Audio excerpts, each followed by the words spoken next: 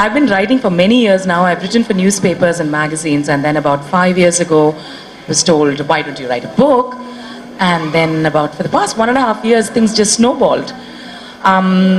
So it's 8 years in writing, 5 years dreaming, 1.5 years of working on it, and about 4 months of proofreading. Good God. Yes, that was the difficult part. Right. Something from my childhood, which I think was an important lesson that I knew as a child and then forgot as an adult and then learnt it all over again.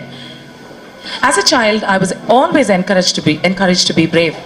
My mother can be childishly afraid of things at times and incredibly brave at others. I seem to have inherited more of her courage than her fears. A few years ago, when I was going through my divorce, Subha Akka, who is a very close family friend, told me the story of the dog.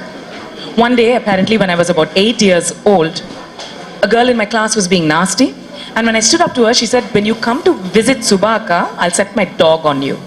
So that weekend when I was visiting, I asked Akka to accompany me to the girl's house, which was just about a few hundred yards away from theirs.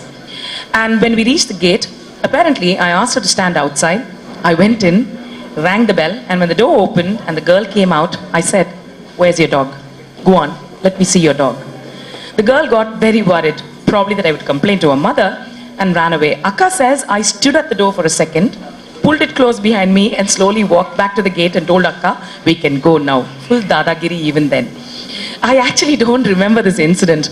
But then the little lesson that I learned from this was, never run from your fears. The moment you turn your back on them, your imagination makes them worse than they actually are.